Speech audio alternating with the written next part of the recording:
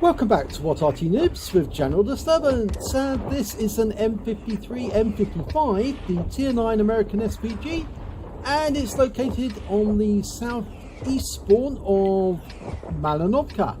And the commander of this vehicle is Strasse, and you may have just seen a video of his where he achieved his first mark of excellence, and you can see it there on his barrel. And battle has commenced, he's moving into the trees. Now, this is a rather oddity for you. It's just a strange fact that you may not know. The driver is located on the left-hand side of the vehicle, whereas you know America drives on the right side. So it's rather odd that the driver is on the left of a vehicle when the commander is normally located on the left-hand side. Well, actually, they reverse positions for this vehicle. So the driver was always on the left. Oh, and that target was taken out just before his shell arrived. That is just so cruel. He didn't get a chance to kill it. It was killed before he got it. And in fact, that's two enemy tanks down in quick succession.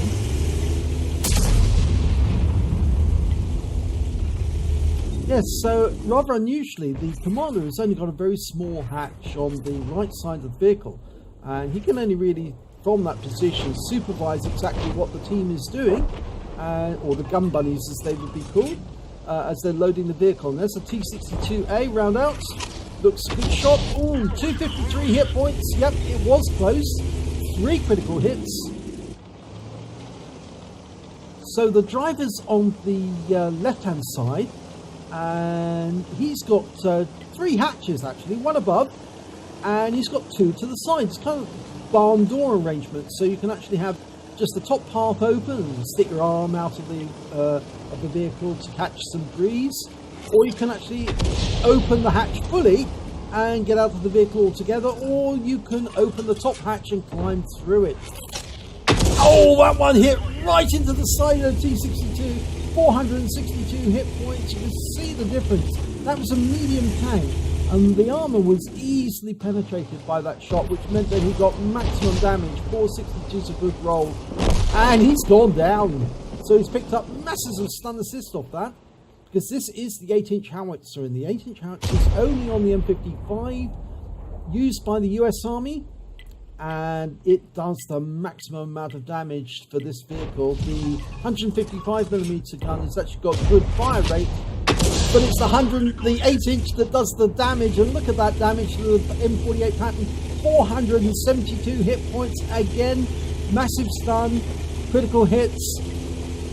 And of course the M48 pattern, the pattern tank, is actually the chassis that was used for the M55 and the M53. Of course, they did take the idler wheel away from the top and placed it on the ground next to the other ones, the bogies. But that was only to make sure the suspension had plenty of contact with the ground. And he actually got damage not just to the pattern of the 705 of 286 hit points. He splashed the ST1 for 66. He got stun assist as well, and damage assistance on the ST1. So that was a really useful shot, that was. Now, which one's he going to go for? Looks to me like he's going to go for the 705. He's almost loaded. Oh, look at them bunched together. Well, if he hits one, he's going to damage the others with splash. Round out on the 430 on the ST1. Well, he actually damaged the Object 430 with more hit points of damage. Was it? No, it was the ST1 got the most. 221. The Object 430, 184. And, well, he just about stunned all of them. And I think they've learnt now that they can't bunch together very easily without getting struck. Now, he's going to go for that 705. No, I think he's going to go for the ST1 again, because he liked the effect of damaging the others at the same time. He's lined it up on the ST1. Beautiful. Yep. And it lands right in front of him. 253. He did pull back, but he did actually splash the the Object 430 at the same time for 18. Now we've lost sight of it. The 705's on fire, I think. Or at least he was losing some hit points there. I think he lost hit points because he went under that gun and the gun was crushing him. Because I've seen that effect on other tanks actually. You go underneath the gun barrel and the gun barrel's resting on top of your tank and you're squeezing underneath it and it actually starts crushing your tank. Very weird effect. Okay, he centered his arc there. You notice that. The reticule jumped suddenly. But we've got a 212 just being taken out there by a batch at 25 ton. That 705's pulled back. There he is now. In fact, I think they've realised now that they're going to be overwhelmed, that all of our forces are now in the enemy cap area, and that round landed near the 705. You've got 148 splash shot it, and that 413 realises they're now trapped. They've got guys coming up from one side of the hill and guys coming up the other side of the hill. They're now forced into the northeast corner of the map, and they're backing away into the corner. Now, is he going to go for the 62? Well, the enemy just managed to kill one of our tanks, an AMX-50 120. But that round just took out the T-62 with 31 hit points of splash.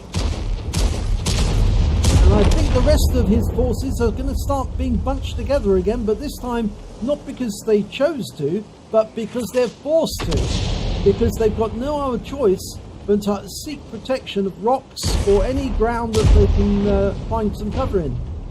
And the next round, if it goes into that 705 and he's still stunned, will enable the light tanks to go in and finish them off. Rounds out straight away on the 705. Oh, direct hit right into the side, stuns both tanks. Sheridan's coming in. Oh, he rammed the object. That was a bad mistake.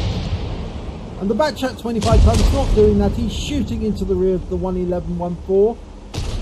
And he's gone down. And so's the last remaining tank, the 705. And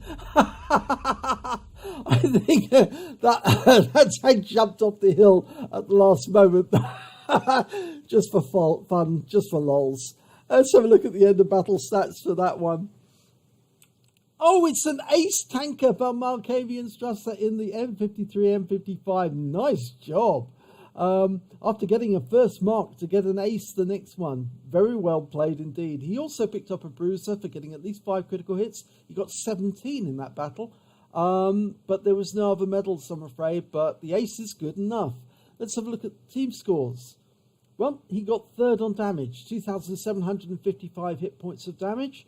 And when it came to kills, he was joint third. He managed to get 1 kill, along with the AMX-50 120, the Batchat 25 ton, and several of the others.